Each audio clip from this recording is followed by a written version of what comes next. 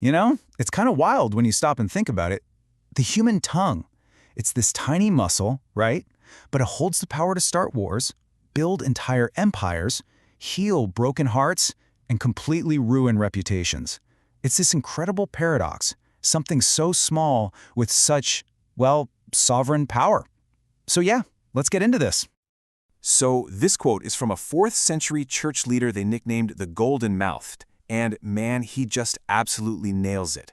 See, the wounds that words leave, they aren't the kind you can see or stitch up. They go so much deeper. They cut right to the soul, which is exactly why getting a handle on their power is so crucial. And right here, this is the central conflict we're talking about. On one side, you've got the tongue as this destructive fire. Just one tiny spark of gossip or a harsh word can set a whole life ablaze with pain. But then, on the other side, it's a healing fountain. It can be a source of encouragement, of life, of grace. The exact same instrument is capable of both extremes. It's wild. To really wrap our heads around this, the book of James in the Bible uses some brilliant metaphors. They perfectly illustrate this completely outsized influence the tongue has, showing how these tiny things can have massive, life-altering control. Okay, and this is where it gets really fascinating. I mean, think about it. A little piece of metal in a horse's mouth controls that entire powerful animal. A tiny rudder steers a massive ship through violent storms. And a single careless spark, well, it can burn an entire forest to the ground. James is arguing that our words work in exactly the same way. They are small, but they are absolutely sovereign. And believe me, this isn't just some abstract idea. History is littered with the wreckage caused by words. This is the problem part of our story, and it's an ancient one, for sure. Let's look at just a few examples.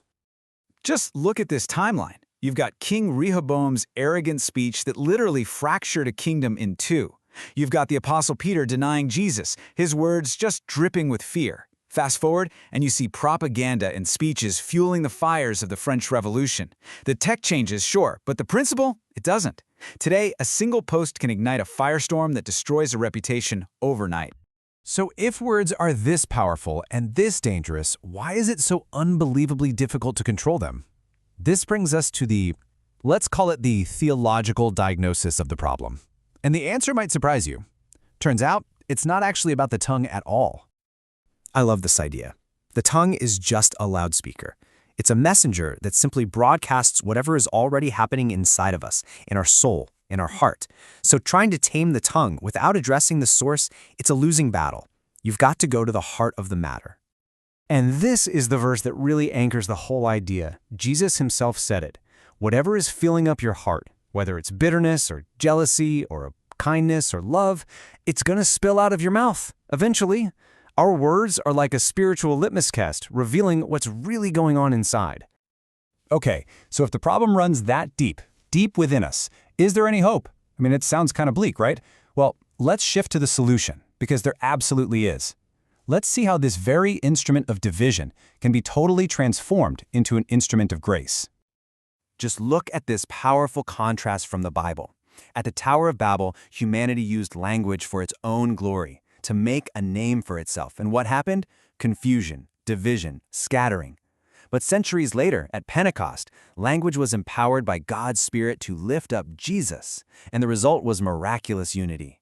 It's the same tool, but a totally different power source. And if you want to see this on a personal level, look no further than the Apostle Peter. Before Pentecost, his words are driven by fear. They lead to cursing, denial, and just deep personal shame. After Pentecost, that same tongue, now guided by a different power, preaches one sermon that leads to 3,000 people being saved. It's proof that a redeemed heart leads to a redeemed tongue. Okay, so this is all great, but what does it mean for you and me right now? How do we actually shift from starting fires to becoming that healing fountain for the people around us? Let's get practical. I mean, you face these choices every single day, don't you? At work, when things are frustrating, are your words just going to add to the complaining, or are they going to encourage someone? Online, are you going to jump into the argument or use your platform to bless somebody? And listen, this even applies to how you talk to yourself. Are you tearing yourself down or building yourself up? So here's a simple, actionable exercise, a little challenge for you. At the end of the day, just take a minute to reflect.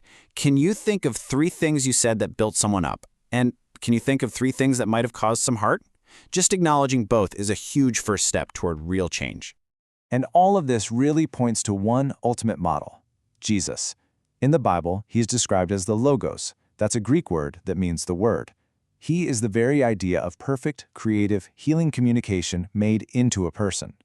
So when we try to speak truth in love, we're actually, in a small way, joining in on that same work of bringing order to chaos and healing to hearts. So we'll end with this final thought.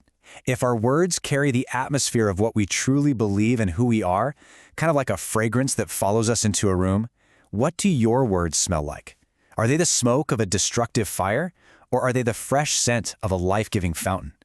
Definitely something to think about.